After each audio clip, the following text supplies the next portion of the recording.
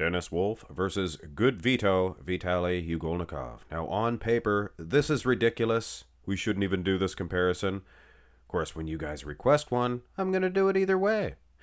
But third place at the Olympia in a much deeper, lineup.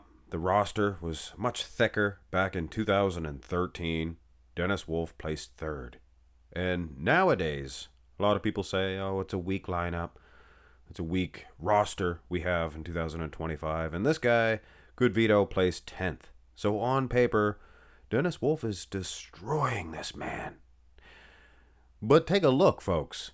It seems to me that GOODVITO Vitaly Ugolnikov has thus far been overlooked. I think. Just slightly. Of course, Dennis, at that time, he was a veteran. He was being pushed as hard as he could be pushed. If you think years prior, he's placing, fifth or sixth at the Olympia, and he maybe looked even better than he did here. But having said that, folks, condition of Wolf, that can't be questioned at all. I think that if you were side by side with these guys, if you could see these guys up close, I think he would probably have an edge in the thin skin condition, things of that nature, area. But I mean, come on. You can only go but so far with it. Look at the arms, the biceps, triceps, and the quad sweeps of GOODVITO.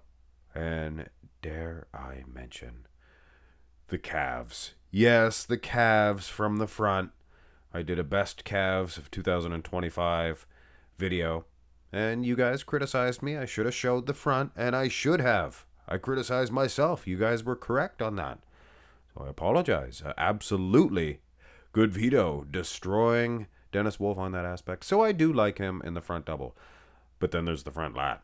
And I had to dig deep to find a front lat picture of GOODVITO Vitaly Ugolnikov. He doesn't like to hit it. This is way back when at the Detroit Pro, I think.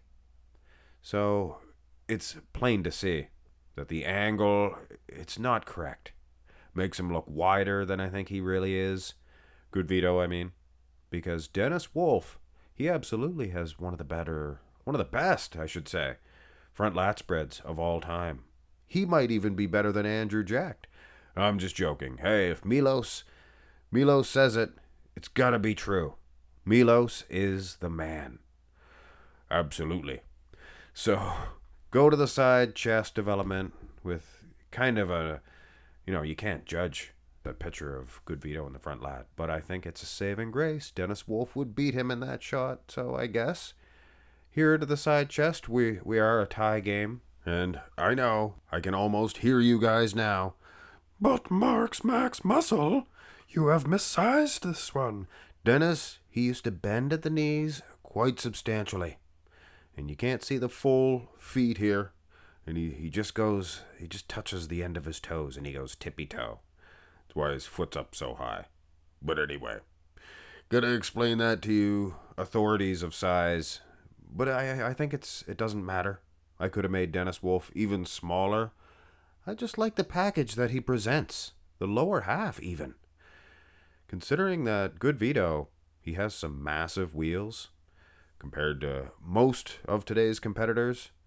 I mean, I guess Rubiel might have bigger legs, but you know what I mean. He's got some big quads. Dennis Wolf, he's ginormous.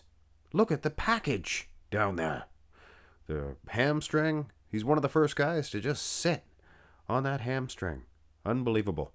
And here is the side tricep. Kind of the same situation here. Dennis Wolf is a beast in the lower end. Now, GOODVITO, he had some quads from the front. Absolutely. He's got some hamstrings from the back, as we'll see. But from the side, seems like Dennis Wolf. I think he was beating Kai Green, maybe. Well, let's not get specious. I don't know what that means. So from the side, I am kind of leaning towards Dennis Wolf, maybe even in both shots. But what about the back? This could make or break the matchup for either guy, realistically. And I know this is going to sound mean, but the first thing I looked at, and you guys tell the truth, what was the first thing you guys looked at? in the back shot. It was the calves for me.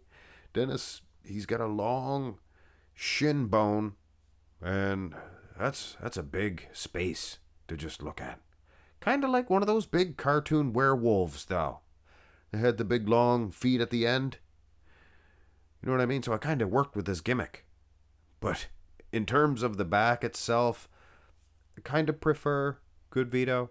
But I don't know. It's not that far of a distance. It's pretty close, actually. Condition as well. Dennis Wolf, he did not have those striated glutes like your Phil Heath, your things of that nature, but still not bad condition nonetheless. Here's the back double.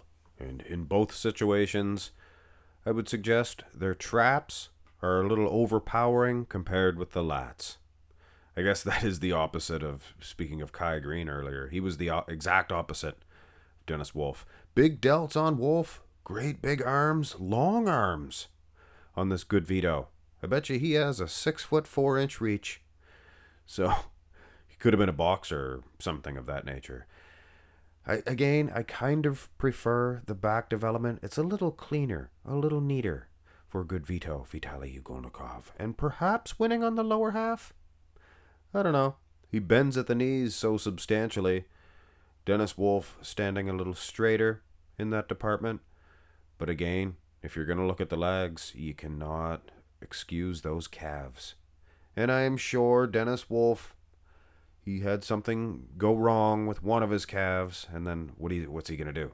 Train the good one? No, you got to kind of let them both deteriorate, which is unfortunate. Kind of a glaring omission. Is that correct? So with a bad spot on his otherwise perfect physique, and then the lats started to creep up there too. Still good here. Still good here. And here is the abs and thigh. Another situation where, yes, it's not mean to mention the calves. You can see them plain as day, especially against a guy like GOODVITO. If I brought the subject of condition up mostly throughout this matchup, I think Dennis Wolf would have it wrapped up in a nice, neat little package. He would win, and for the most part, he was beating a lot of the guys back then. Your big Rammies, your Roly Winklers, guys like that didn't stand a chance against Wolf because he had the thin skin, the things of that nature. That a guy like GOODVITO, he's probably not prepared to do battle with that just yet. But obviously, looking at a picture comparison, looking at the neat physique, quads, calves, everything, GOODVITO, he's probably going to win this one.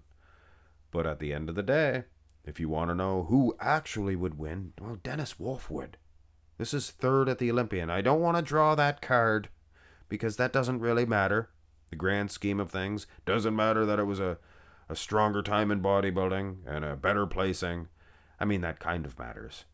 But the thin skin, the things of that nature, would have Dennis Wolf win this matchup between him and GOODVITO. But that doesn't mean GOODVITO can't improve on the condition. I don't want to say that's the easiest thing to improve upon. But when you think about torn lats, torn calves, pec tears, biceps ripping off the bones, yeah, a little more conditioning, that's doable. You're not going to fix those muscle attachments. It's just, it is what it is when it comes to that. But the conditioning, no, it is not what it is. You can't say that when it comes to conditioning. It is what it is. Unless you're dealing with Lionel Backy. There, I said it. Hit thumbs up on the video, folks. This is another fan request. What is this? 3,900 and some videos?